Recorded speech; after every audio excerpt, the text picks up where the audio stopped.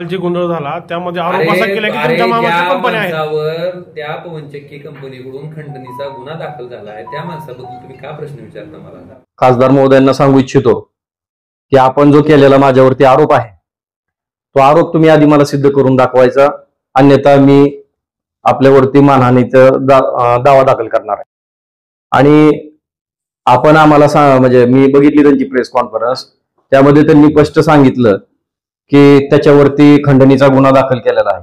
अरे खंडणीचा गुन्हा दाखल केलेला आहे असं म्हणता, तुमच्याकडे कुठला पुरावा नाही, तुम्ही सिद्ध केलेलं नाही, तुम्ही कुठल्या आधारे असं म्हणजे बदनामीचं षडयंत्र करता? आणि किती आणखीन म्हणजे इथल्या तरुणांना शेतकऱ्यांना तुम्ही बदनाम करणार आहे, चुकीच्या पद्धतीनं दिशाभूल करून सगळ्या गोष्टी करणार आहेत. आपण परवा पाहिलं, माझा प्रश्न हा कलेक्टर साहेब आणि पालकमंत्री महोदय यांच्याशी मी मांडत होतो, यांनी मध्येच मला आरेरावीची भाषा केली म्हणून तो वाद झालेला त्या ठिकाणी.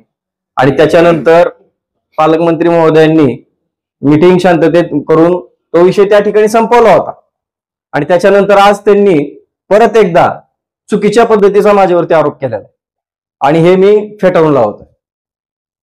आणि राहिली गोष्ट गुन्ह्याची, तर ह्यांच्यावरती देखील किती गुन्हे दाखल आहेत हेही मला काढावं लागेल. कारण हे म्हणतात ना मी शेतकऱ्यांच्या बाजूने आहे, मीही शेतकऱ्यांच्या बाजूने आहे, मी शेतकऱ्यांचेच प्रश्न त्या ठिकाणी मांडत होतो. मी सरपंच असतील, ग्रामपंचायत सदस्य असतील, संबंधित भागातले सर्व तरुण वर्ग असेल, शेतकरी असतील, मी यांचे प्रश्न त्या ठिकाणी मांडत होतो. आणि त्यावेळेस यांची जी भाषा होती ती अत्यंत चुकीच्या पद्धतीची होती. यांनी ज्या पद्धतीने सरकारी प्रशासनाच्या अधिकाऱ्यांना दमदाटी करतात त्या पद्धतीनं माझ्यावरती करायला गेले.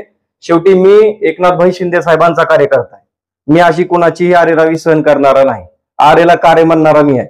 त्यामुळं माझ्यावरती आरोप करताना खासदार महोदयांनी व्यवस्थित अभ्यास करून करावे एवढी माझी आपल्या मार्फत त्यांना विनंती आहे. आणि ढोकीला हे गुन्ह्याचं बोलतात, ढोकीला एका शेतकऱ्यांनी चिठ्ठीत नाव लिहून आत्महत्या केलेली आहे ह्यांच्या नावाचं, ते नाही का दिसत, ते कुठे गेलं? आणि गुन्ह्याचं काढता तुमच्यावर बी किती गुन्हे दाखल आहेत. तुम्ही जो खंडणी हा शब्द माझ्याबद्दल वापरला, आजच्या तारखेत आत्ताच्या वेळेपर्यंत माझ्यावरती खंडणीचा एकही कलम कुठला दाखल झालेला नाही. आणि आता जर झाला तर ह्यांचे जे काय पडद्यामागची टीम असेल त्यांच्या मार्फत हे दाखल करतील. ह्यात कुठली शंका मला सांगता येत नाही, व्यक्त करता येत नाही.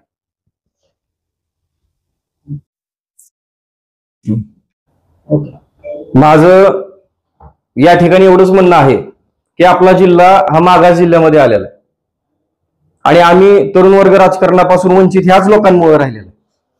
त्यामुळे माझं एकच सांगणं होतं त्या ठिकाणी की धाराशिव जिल्ह्यामध्ये कुठल्या ना कुठल्या स्वरूपामध्ये गुंतवणूक या ठिकाणी येत आहे, शेतकऱ्यांचं चांगलं होत आहे. अपवाद वगळता जे काही गोष्टी या ठिकाणी प्रलंबित आहेत, ज्या शेतकऱ्यांच्या अडचणी आहेत, ते प्रशासनासोबत त्यांनी बसून त्या ज्या काही अडचणी आहेत त्या दूर केल्या पाहिजेत. शेतकऱ्यांना मावेजा चांगल्या पद्धतीने मिळाला पाहिजे, ह्याच मताचा मी पण आहे.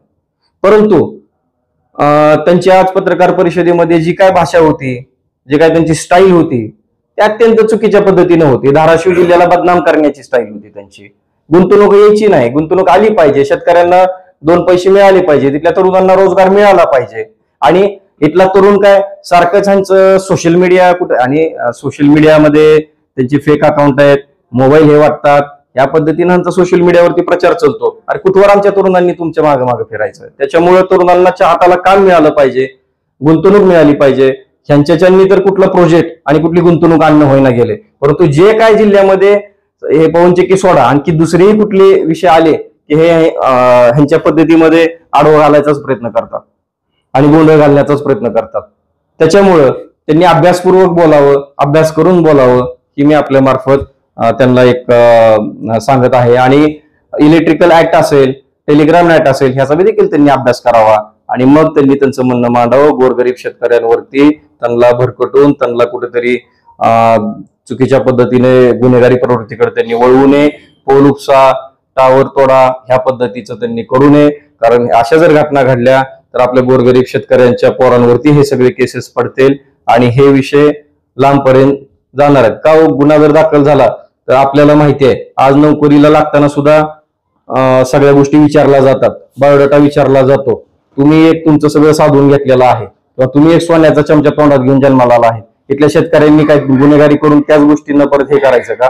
त्याच्यामुळं माझा आपल्यास विनंती आहे, आपण आपल्या प्रत्येक वेळेस आपण अभ्यास करून बोलावं, जिल्ह्याला बदनाम करायचं आपण काम करू नये.